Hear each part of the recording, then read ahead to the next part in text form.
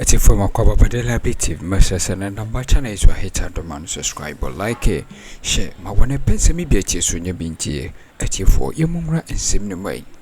NDC Guru Sono, or Modia Betu Jase, a fueno, a better boot for boot. Moody see or Moody Betra. More white posters, almost be white posters. Mutia or Manas, almost be Tiamonas, more train, almost be train at you for. Niema bobano ano eden emu na enti o monsem no eni bi obi tia na so atia ni na so bi obi ni sawo wani a tunani enti so wote o party flagger tene de obu billboard buni de obu aboni bi. That is boot for boot. And you don't come and tell me Samonto Monka be my me, I won't be there to fight for you. Do it. Omuya na najua anadu so ya oyena wiaketa so na wiaketa boot for boot no na asase no. Stop. I mean, listening to interview, no, I'm even shocked.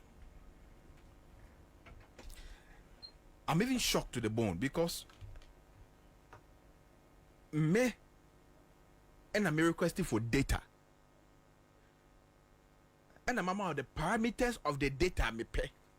Say this election, because even those have registered an barcode, the register go through a process.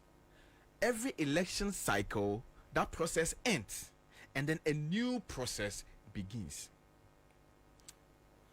And you know, processes are we up to 2020. Those processes have ended. And now about 2024 elections. And I'm saying, Mame, the data on the transfer list of voters why you know in 2024 was it there be J 2021 the account me the 2022 so the account was it the 2020 the account 2021 the account 2022 the account now 2023 said the bear a bad door so one who was say they want to check the migration of the voters. What is the job of the electoral commission? To check how voters migrate?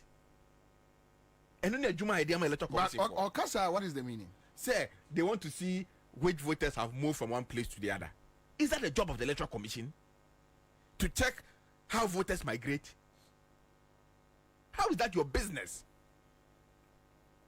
And you know, obviously, money list.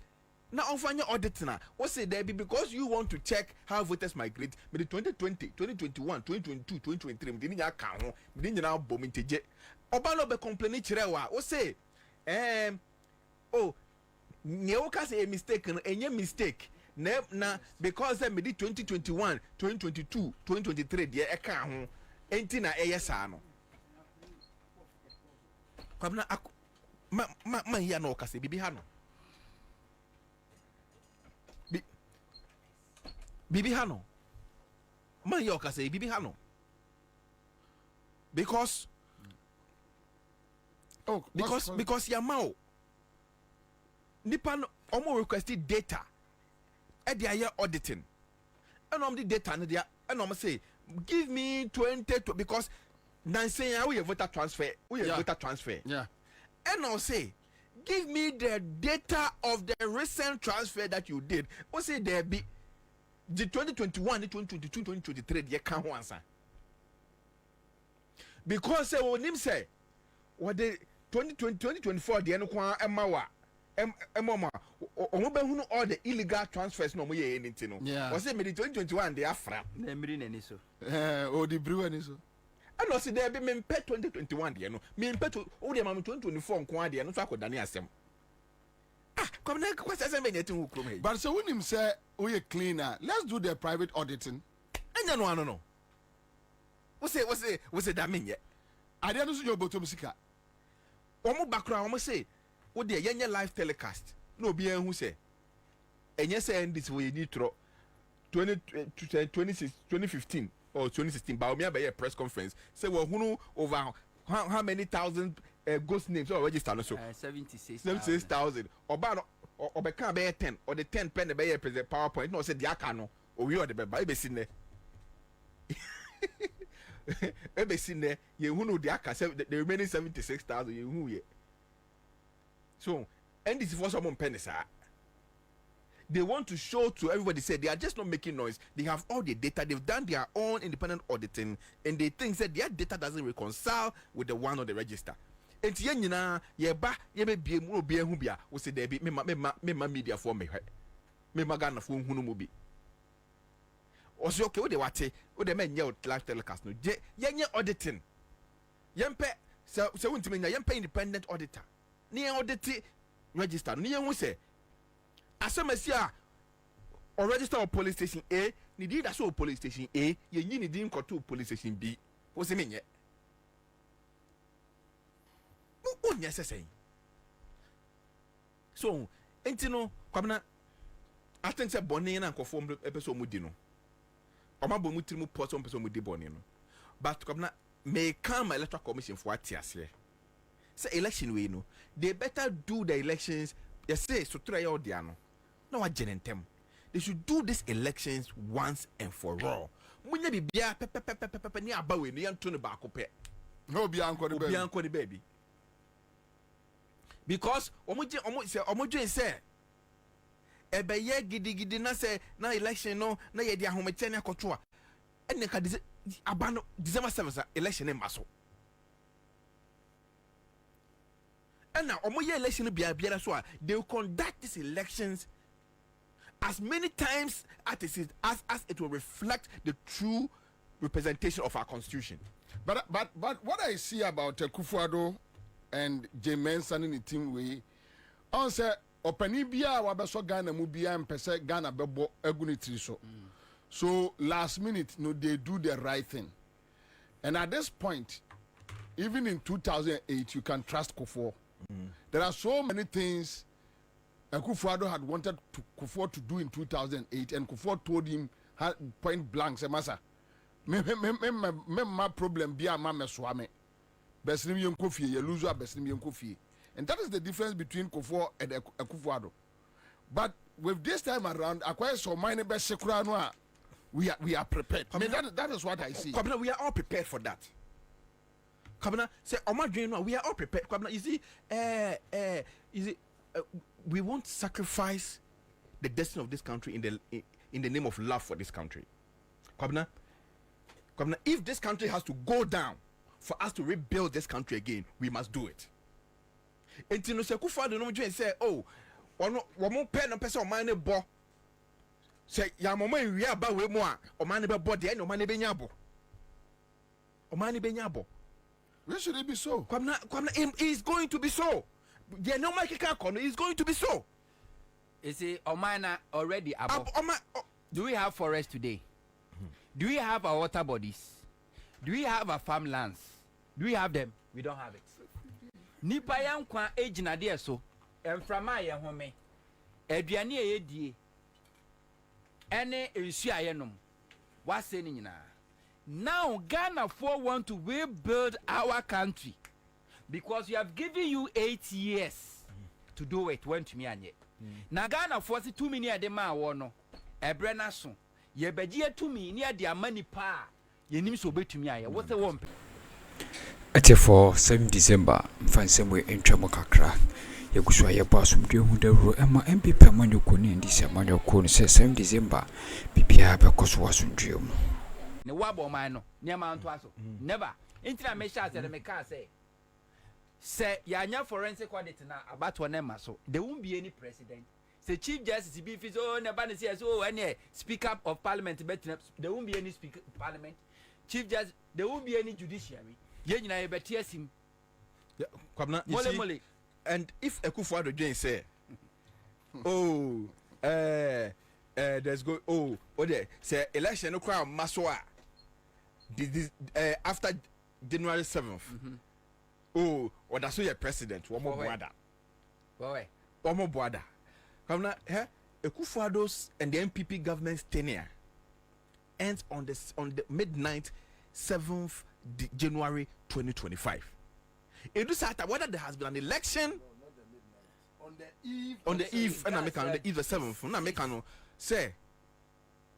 It does that time, no.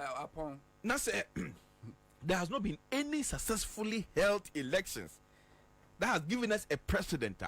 There's going to be a huge vacuum. And at that time, anything can happen. And the more be Mr. Ehono and Ombe say Abodam for Gukrum Hapa. Come on, and Kofa Bomo. You know, Kofa ma Bomo Pa Chanko for. And you see, come on, this election, Sam.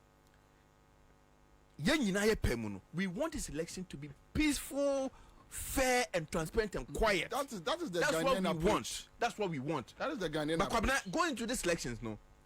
Me personally, I am envisaging so many scenarios. And we are going to prepare for each scenario. And each scenario, we are ready for each of the scenarios that can play out in these elections. One of the scenarios, and they say there will not be any election.